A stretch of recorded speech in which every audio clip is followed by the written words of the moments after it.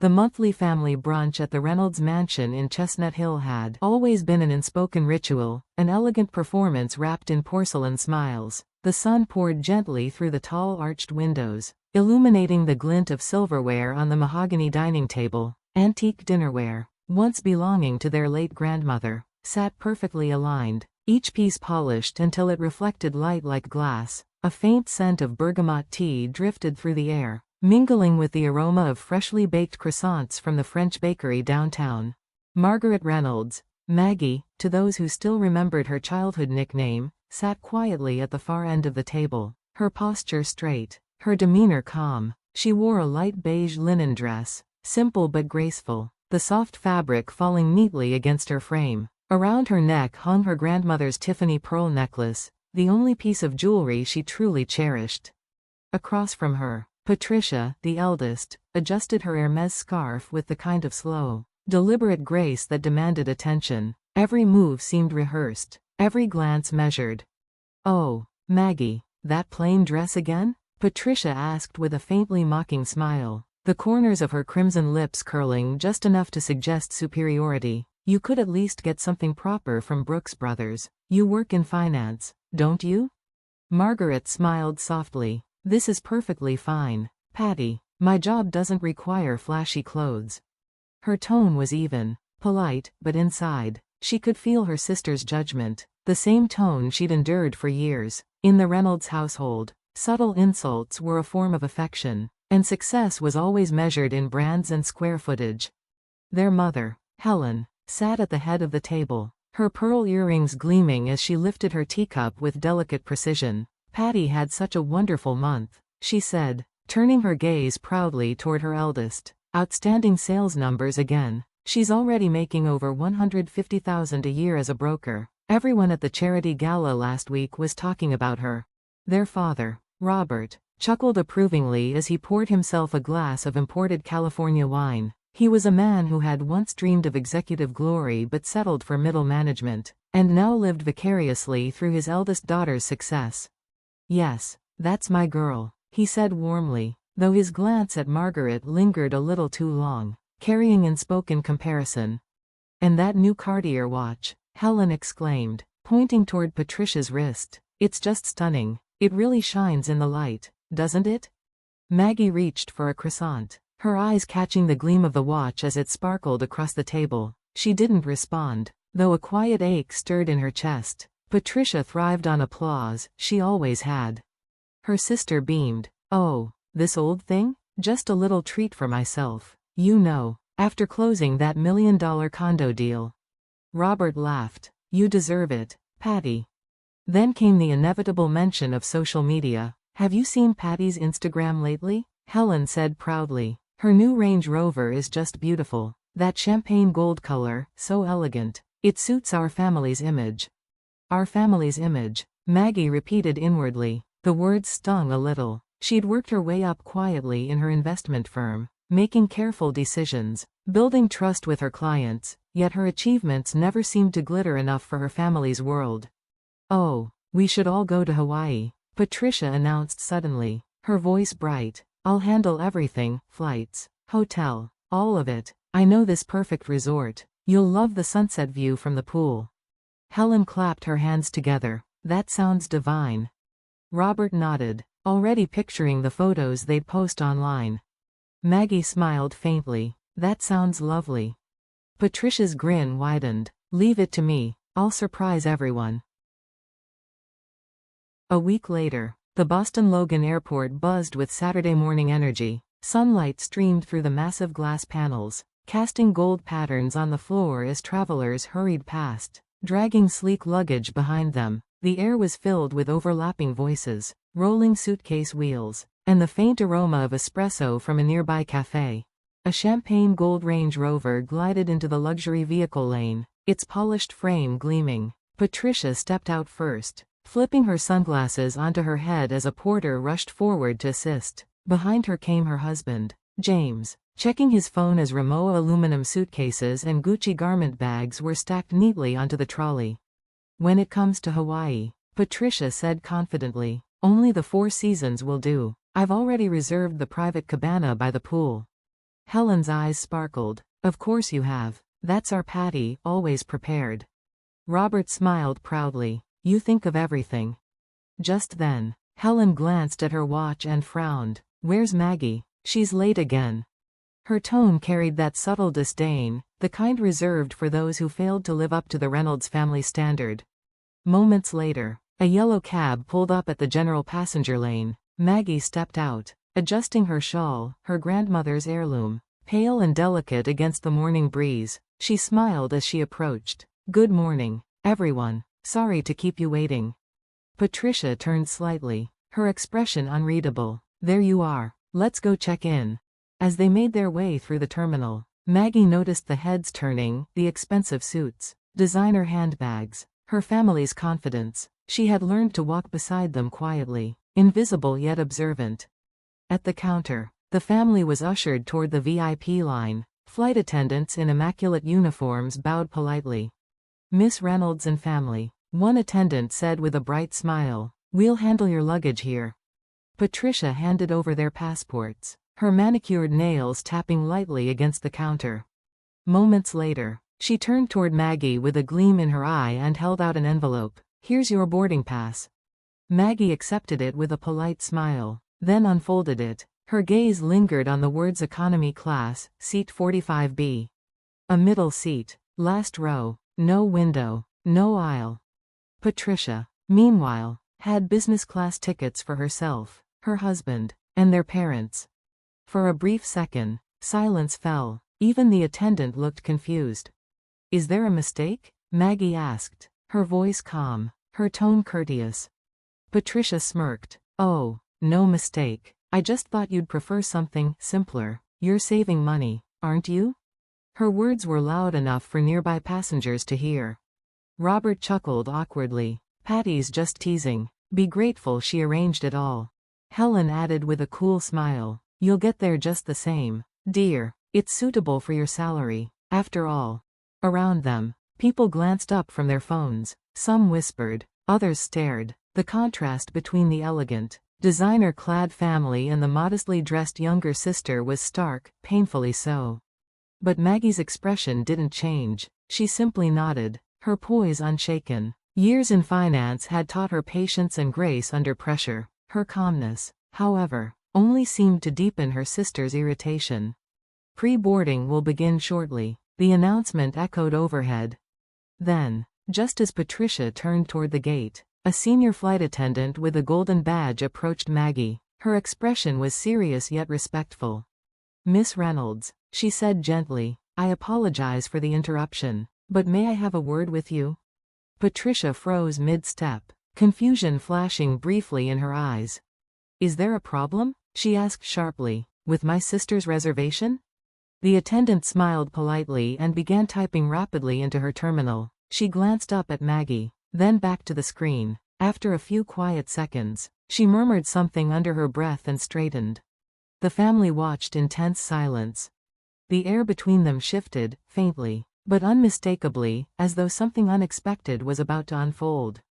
The murmurs at the airport counter grew louder. Other passengers, intrigued by the sudden halt in the luxury line, watched as the elegant Reynolds family stood frozen under the soft glow of the terminal lights. Ms. Reynolds, said the senior flight attendant finally, her voice calm yet filled with quiet reverence. She turned not to Patricia, whose designer sunglasses and polished demeanor drew attention, but to the quieter sister standing behind her. Then, with an unmistakable gesture of respect, the flight attendant bowed deeply to Maggie. I sincerely apologize for the confusion, she said. Ms. Margaret Reynolds, we'll be escorting you to first class. For a heartbeat, time seemed to stop. The words echoed across the polished marble floor, rippling through the silence like a dropped stone in still water. Patricia blinked rapidly, her perfectly composed face faltering. Her mother's eyes widened, her father's mouth fell open, unable to form a word. What? Patricia gasped, her voice cracking. There must be some mistake. The flight attendant checked the system again, unflustered. No mistake, ma'am. According to the airline's internal list, Ms. Reynolds is one of our board members. She's automatically upgraded for all international flights. The words landed like a thunderclap. Patricia's face went pale. Her perfectly curated performance of superiority, planned down to the last smug detail, began to crumble. Maggie, standing quietly, smiled faintly, a calm, dignified smile that held years of unspoken truth. "Thank you very much," she said simply. Her voice was steady, elegant, and free. It carried the weight of 5 long years, 5 years of humility, patience, and quiet endurance.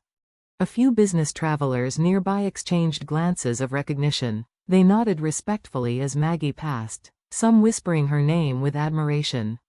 Patricia's head turned sharply, her confusion deepening. "Wait, you're on the board?" But Maggie didn't answer. She simply followed the attendant toward the first-class lounge, her grandmother's shawl fluttering behind her like a soft banner of grace. Behind her, her family remained in stunned silence, staring at the woman they thought they knew, the modest sister, the quiet one, the ordinary investment advisor who had never needed to prove herself. When Maggie stepped into the first-class cabin, the world transformed. Soft amber lighting created an atmosphere of tranquil luxury. The air smelled faintly of orchids and cedar. Thick carpeting muffled footsteps. Each private suite resembled a miniature hotel room, enclosed, serene, with cream-colored leather seats that reclined into beds. Fresh flowers sat beside crystal glasses. A chilled bottle of Dom Perignon rested on a wooden side table. "Welcome aboard, Ms. Reynolds," said Jennifer, the senior flight attendant. She bowed again. "It's an honor to have you with us." As Maggie settled into her seat, she looked out the window. The morning light shimmered across the airplane wing, and for the first time in years, she felt truly at peace.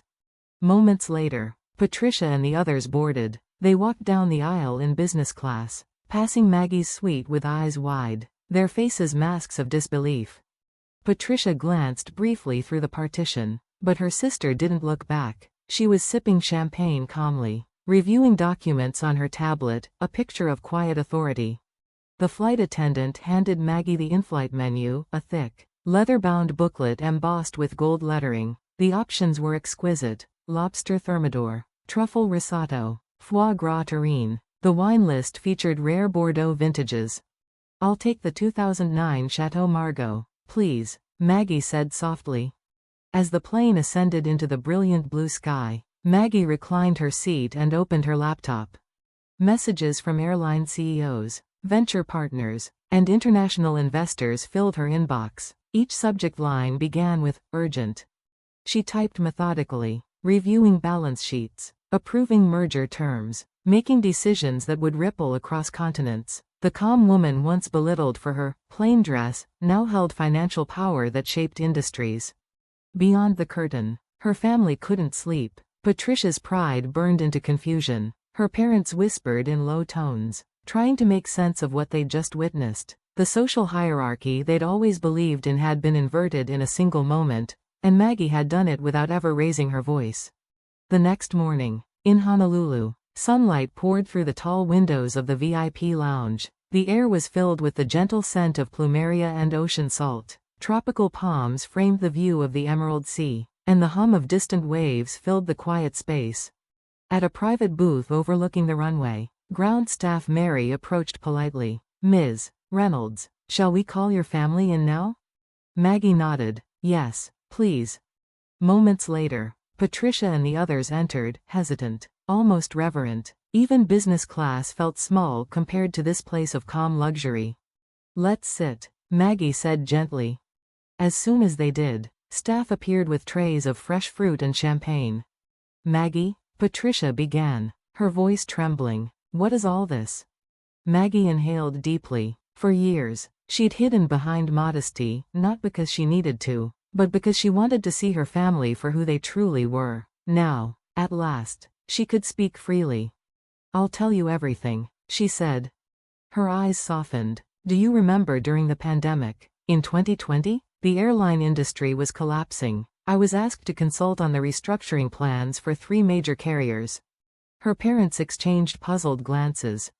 "At that time," she continued, "my proposal was the one adopted. It saved thousands of jobs and stabilized the industry. In recognition, I was appointed as an outside director for all 3 airlines."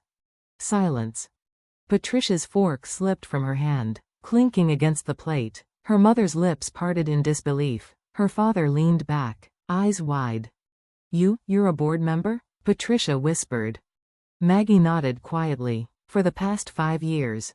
Why didn't you tell us? Her mother asked, her voice cracking. Because I wanted to see how you valued people, Maggie said softly, not by what they owned, but by who they were. Her gaze turned toward the ocean beyond the window, calm, endless, free. It hurt, she admitted, her voice trembling slightly, to hear you praise expensive cars and luxury brands, while treating me like I was beneath you. I wanted to show you, and myself, that true worth doesn't need to be announced. A tear slid down Patricia's cheek. We looked down on you for so long. Mother Helen covered her face, shoulders shaking. Father Robert stared at the sea, silent, humbled. But it's not too late, Maggie said, her tone gentle but firm. We can start over. We can learn what really matters. She smiled faintly. Actually, I have a villa here in Honolulu. I'd like us all to stay there together. Patricia managed a small laugh through her tears. It's probably better than the hotel I booked, isn't it? It's not about better or worse, Maggie said softly. It's about family. Let's begin our new story. Christmas Eve, 5 months later. The city of Boston was wrapped in quiet snow. From the top floor of a penthouse in the Back Bay district, warm golden light spilled across the floor-to-ceiling windows, reflecting off the Charles River below. Inside, laughter echoed softly. The 12-foot Christmas tree sparkled in the corner, adorned not with luxury ornaments, but with simple decorations from their grandmother's old box, each carrying a memory. Maggie, do you think it needs more ornaments? Patricia asked, holding a string of lights. Her tone was light, no longer sharp, no longer competitive. Maggie smiled. I think less is better. I want each ornament to have meaning. Her words lingered, carrying more than one message. On the fireplace mantel rested a framed business card. Patricia Reynolds, Executive Director, Boston Children's Charity Foundation. She had left luxury real estate behind. Now, she devoted her time to building shelters and scholarships for underprivileged children. I still can't believe it, Helen said from the sofa. Patty deleted her Instagram. Patricia chuckled. I didn't need it anymore. Real happiness doesn't need followers. By the dining table, Robert frowned over his laptop. This scholarship budget looks tricky, he muttered. Let me see, Maggie said, walking over. She leaned down, her tone calm but confident. We can redirect the surplus from last quarter's endowment.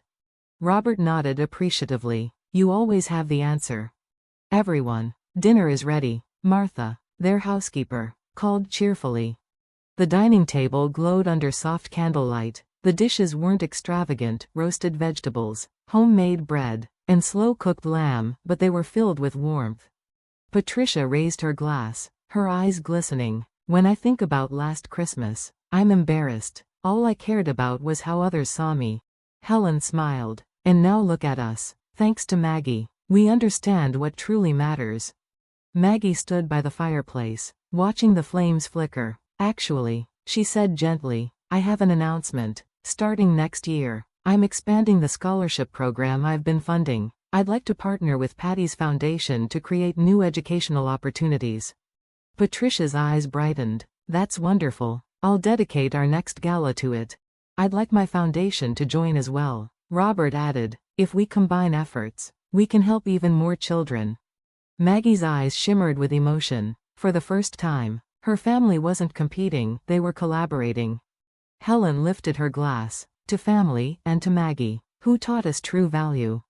They toasted softly, the sound of clinking glasses blending with the gentle crackle of the fire. Snow fell outside, blanketing the city in silence.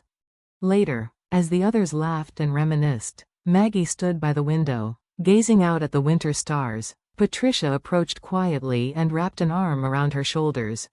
Thank you, she whispered, for teaching us what real happiness is. Maggie smiled, her heart full. Outside, church bells began to chime, announcing Christmas Eve. This time, the sound didn't echo through a house divided by pride, but through a home reunited by love.